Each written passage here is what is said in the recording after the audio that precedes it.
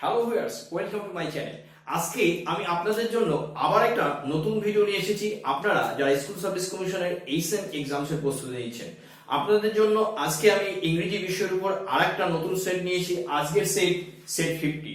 আগের ভিডিওগুলো যদি আপনারা কেউ দেখে না থাকেন, অনুরোধ করব আপনারা দেখে নেবেন। আর প্রথমবারের জন্য যদি এই চ্যানেলে এই ভিডিও আপনারা দেখেন, তাহলে অনুরোধ করব চ্যানেলটি অবশ্যই সাবস্ক্রাইব করবেন আর পাশে থাকা নোটিফিকেশন বাটনটি প্রেস করতে ভুলবেন না। আবার যখন আরেকটা নতুন ভিডিও আপলোড করব, সবার আগে আপনাদের কাছে পৌঁছে যাবে। তাহলে চলুন আজকে দেখে নিই এই ভিডিওতে কি কি প্রশ্ন আছে বা তার উত্তরই কি হবে।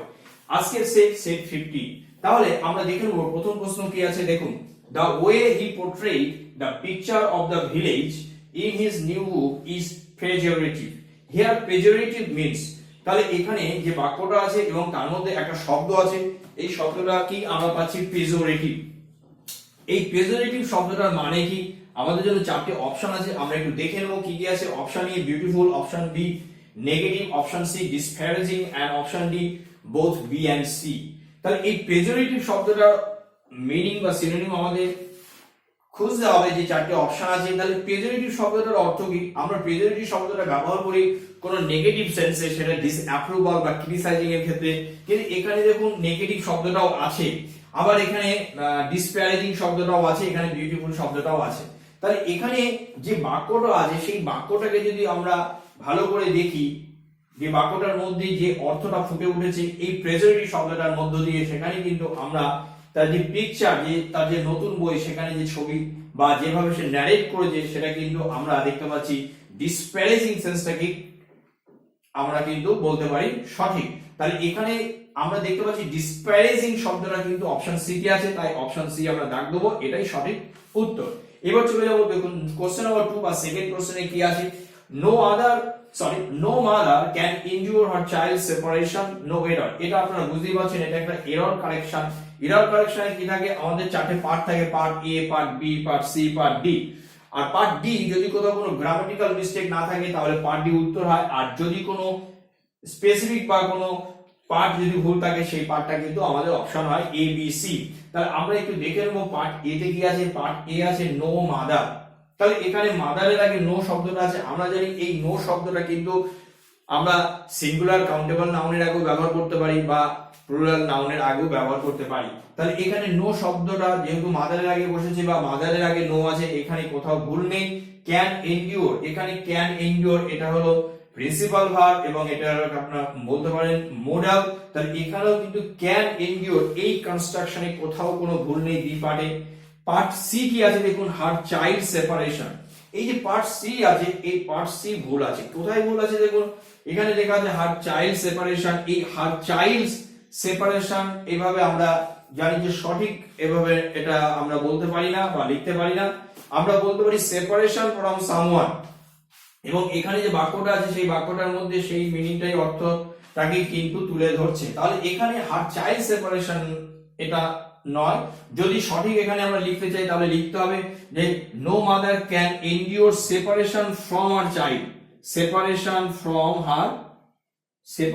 From her child. ওকে, তাহলে এখানে এই যে পার্ট সি ভুল আছে, এই পার্ট সি আমাদের সঠিক উত্তর। এবার আমরা চলে যাব কোশ্চেন নাম্বার 3, থার্ড কোশ্চেনে কি আছে দেখুন। the tongues that the things commonly used in the kitchen। খুব সহজ একটি প্রশ্ন এবং কমন। আমাদের tongues মানে সারাশি যাকে বলা হয়, রান্নাঘরে খুব পরিচিত একটা বলতে পারেন যে প্রয়োজনীয় জিনিস। তাহলে এখানে the tongues, এখানে is, are, was, were চারটে verbs আছে এবং আমাদের জন্য সঠিক কোনটা হবে ব্যবহার করতে হবে। তাহলে tongues আমরা দেখতে পাচ্ছি tongues। তাহলে এখানে কিন্তু tongues এর ক্ষেত্রে আমরা প্লুরাল সেন্স, আমরা কিন্তু প্লুরাল সেন্স হবে বা প্লুরাল সেন্সেই কিন্তু এটা বসবে এবং সেই কারণে এখানে কিন্তু আর বসবে, কিন্তু ওয়্যার বসবে না, কারণ এখানে যেহেতু একটা জেনারেল স্টেটমেন্ট বা বাক্য আছে। তাহলে এখানে কি হবে? অপশন বি হবে সঠিক। তাই the tongues are the things commonly used in the kitchen। Question number 4 বা ফোর্থ কোশ্চেন কি আছে দেখুন। doing nothing only dreaming is just to build castles in the air। খুব ছোট ক্লাস থেকে আমাদের এই এক্সপ্রেশনটি খুবই মনে নিশ্চয়ই আপনাদের পড়ছে। এইটা আমরা আমাদের যখন আমরা স্কুল লাইফে বা স্কুলের সিলেবাসে ইংরেজি বুকসে কিন্তু এই ধরনের ইডিয়ম বা ইডিওম্যাটিক এক্সপ্রেশন নিয়ে আমরা চর্চা করি বা আলোচনা হয়। তাহলে to build castles in the air বাক্যটা কি রকম আছে দেখুন। Doing nothing only dreaming is just to build castles in the air. এখানে বলছে দিস মিনস, এখানে আমাদের এর অর্থটা কি বলছে দেখুন।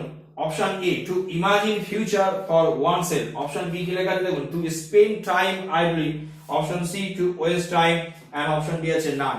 তাহলে এখানে অপশন ডি বাদ দিলে যে অপশন এ বি সি তিনটেই কিন্তু কাছাকাছি, কিন্তু যেখানে লেখা আছে দেখুন two imagine future for oneself মানে সে নিজের ভবিষ্যৎ সম্পর্কে ভাবছে, সেটা কল্পনার জগতের মধ্যে। তাহলে এখানে কিন্তু to waste time, to spend time idly, তার থেকে বেটার কিন্তু to imagine future for oneself.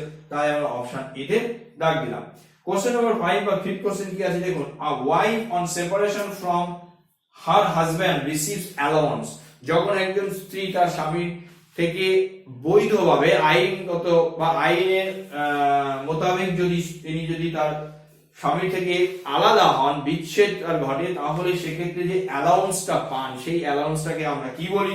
আমরা দেখে নেবো কি লেখা আছে। অপশন এ তে আছে দেখুন কম্পেনসেশন। আমরা কম্পেনসেশন বলতে যে কোনো ধরনের ক্ষতিপূরণ, আমরা কোনো ক্ষতি হয়ে গেলে আমরা কিন্তু কম্পেনসেশন শব্দটা ব্যবহার করি। অ্যাজ জেনারেল ডাউরি, এই ডাউরিটা কিন্তু আমরা জানি যে বিবাহের সময় মেয়ে বা মেয়ের বাড়ির পক্ষ থেকে তার হাজবেন্ডকে যে টাকা পয়সা বা অন্য যা কিছু দেওয়া হয়, পণ যাকে বলে এক কথায় পণ হিসেবে দেওয়া হয়। আর ডাইভোর্স মানে তো বিবাহ বিচ্ছেদ। কিন্তু বাকি থাকলো কি এই অ্যালিমনি। এই অ্যালিমনি শব্দটার মানেই হলো the allowance that a wife receives from her husband on separation। তাহলে অপশন এ অপশন ডি যেখানে লেখা আছে দেখুন অ্যালিমনি, এই অপশন ডি হবে সঠিক উত্তর। এবার চলুন দেখে নিই এর পরের প্রশ্নগুলো কি আছে।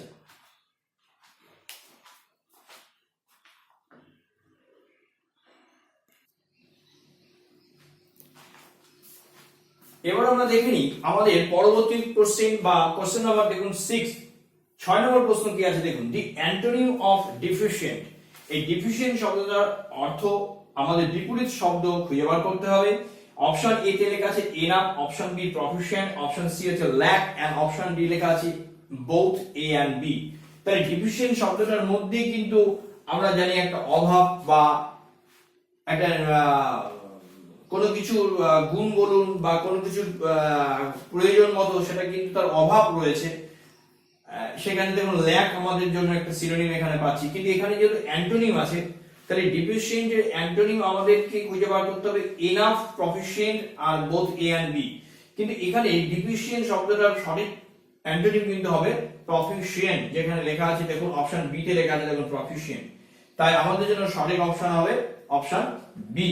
এবার চলুন কোশ্চেন নাম্বার 7 বা 7 নম্বর প্রশ্ন কি আছে দেখুন। Her voice sounds as soft as, তাহলে এখানে আমরা দেখতে পাচ্ছি চারটি শব্দ আছে snow, butter, wool and ice. তাহলে কোনটা সঠিক হবে? Her voice sounds as soft as, তার কণ্ঠস্বর কি রকম? এখানে snow, butter, wool and ice এই চারটি শব্দের মধ্যে সঠিক শব্দ হবে কিন্তু as soft as butter, option B. Question number 8 নম্বর প্রশ্ন কি লাগে দেখুন। হুইচ পেয়ার ইজ রং, এখানে ভার্বের কনজুগেশন আছে আমরা দেখতে পাচ্ছি এবং আমাদেরকে আইডেন্টিফাই করতে হবে কোন কনজুগেশনটা ভুল আছে। এখানে দেখতে পাচ্ছি প্রেজেন্ট এন্ড পাস্ট টেন্স আছে, পাস্ট পার্টিসিপল দেওয়া নেই। প্রেজেন্ট আর পাস্ট টেন্স এই কনজুগেশনটা আমাদেরকে আইডেন্টিফাই করতে হবে কোথাও ভুল আছে কিনা।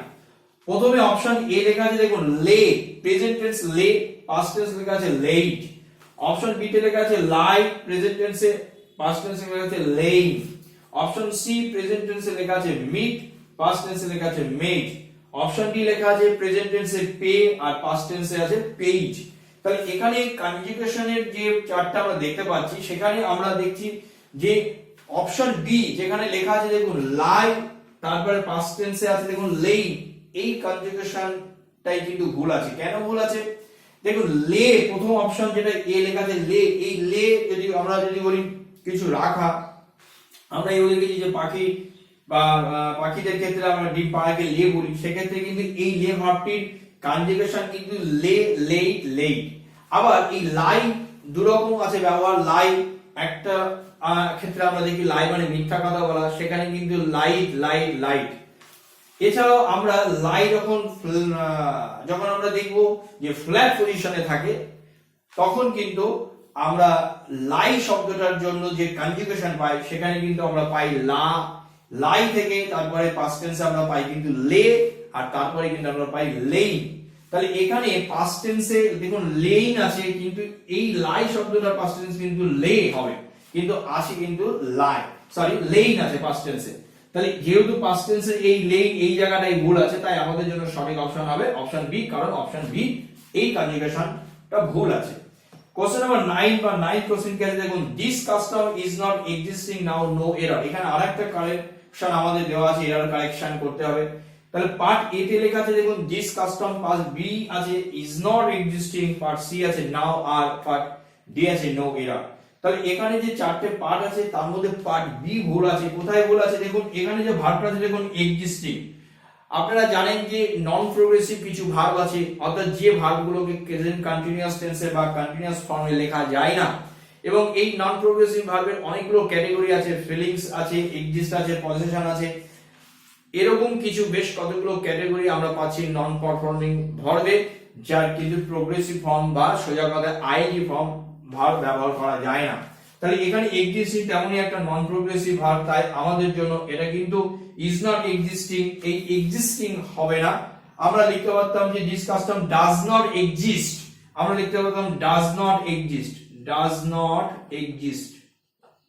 ওকে, তাহলে পার্ট বি ভুল আছে, তাই আমাদের জন্য সঠিক অপশন পার্ট বি।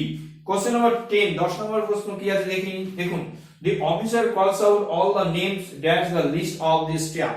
তাহলে এখানে আমরা দেখতে পাচ্ছি চারটে অপশন আছে এবং এখানে প্রিপজিশনাল ইউজ আমাদের করতে হবে।